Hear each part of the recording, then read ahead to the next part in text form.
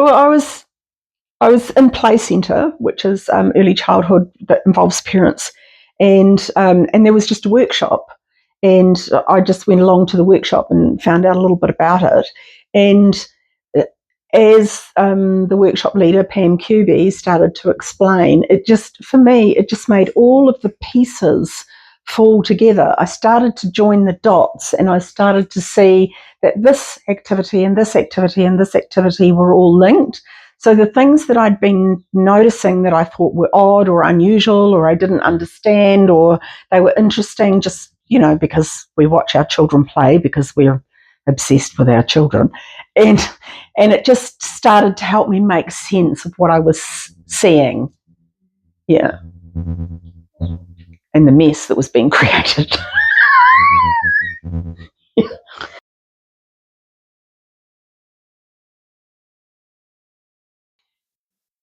Well, for a lot of parents, like I came from a teaching background, but a lot of parents don't come from a teaching background, and when we become parents, we don't necessarily know a lot about children's play or understand a lot about children's play. And a lot of the parents that I've worked with, they have these messes happening at home or things that are happening at home they don't understand. Like in the old days, it used to be toast inside the video machine.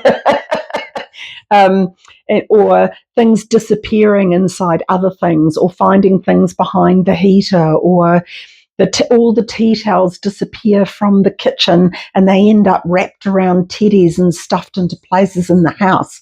And it helps parents to make sense of those things, to see that there's a pattern, to start to think about what the pattern is, and then understand that it's not disruptive behaviour, that it's learning behaviour that disrupts adults' expectations rather than being deliberately disruptive. And it helps parents understand that this is, learning, understand that the behaviour is a really strong urge and that children kind of can't not do it, and to find ways to either adapt their environment to increase their tolerance of what's acceptable at home, or find a way to support that exploration that doesn't impact on how adults want to live in their houses quite as much. So it's kind of a bit of a balancing act that parents can start to go, oh, well, I'm going to tolerate this, or I'm going to accept this behaviour, or I understand that this is just play, or working out, well, this play, throwing hard objects in enclosed spaces, is not going to work inside. So we're going to have a rule that those things can be done outside. So like in our house, one of my children is really keen on transforming. And what that meant was, paint, scooping all the paints and smearing it all over her hands, and then washing it under the tap, and then smearing it all over her hands again. So that meant, because she painted that way and the way our house was set up, that painting had to be an outdoor activity. So we just had a rule that painting is an outdoor activity. Baking we could do inside, baking, that which meets that same need, that we could do inside. So we can bake inside. If it's raining, we can bake. If it's nice, you can do painting outside.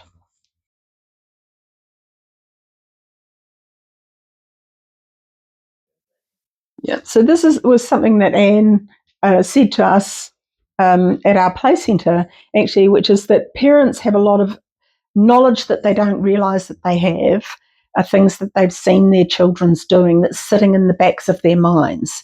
And educators are spending time with a lot of children, and so they can see the things, but when they share the information with the parents can say, oh, the children do this at home and they do this at home. And the educator can say, well, I've known this, I've noticed this, and I've noticed this. And so you can match up the patterns and much more quickly just find out what it is that children are interested in. And what they're doing is a clue to what they're thinking about. So play is a deeply intellectual activity. And when educators and teachers join their information together, we can see much more quickly what children are thinking about. And so we can feed in supporting language and ask supporting questions, and we can more easily distract them from one activity that's we don't want to encourage to a different activity that we do. And we can also provide enrichment, and triangulating that information between parents and educators can help deepen that understanding. So my favourite example is that I was doing a workshop for a centre in Wellington, and the way that I was running that workshop was that I went into the centre and just sat around and took a whole bunch of pictures. And there was one child that I noticed that was just sitting in front of the washing machine, the front-loading washing machine, and the educator said to me, "Oh, she really likes to sit there. She often sits there." And I thought, that's really interesting, so I'm going to take some pictures. So I took a picture, and I noticed that she was sitting at one of those plastic tables that have like the almost like dips in each corner, and she had a pen and she was going around the dips, and she also had a little whiteboard and she was drawing circles and wiping them off. And the educator said, "Oh, she really likes to do that, and she likes to draw around her food plate too." I thought, this is really interesting. So she's drawing the circles and she's wiping off. So I took the pictures and took them to the workshop, and the parent came to the workshop, and I said, "Oh, well, I've noticed this and I've noticed this, and I'm wondering if maybe there's an interest in either circularity and rotation, or maybe transforming because of the wiping on and the wiping off." And the parent said, "Oh, yes, she likes it." And she listed a whole lot of things that she liked to do at home. And she also said, and I thought this was really interesting for a preschooler, she's really fascinated by the moon and how the shape of the moon changes. And I thought that's something that we never would have noticed or put together if we didn't have the photos from centre and the noticing from her adult at home. And that was just, yeah.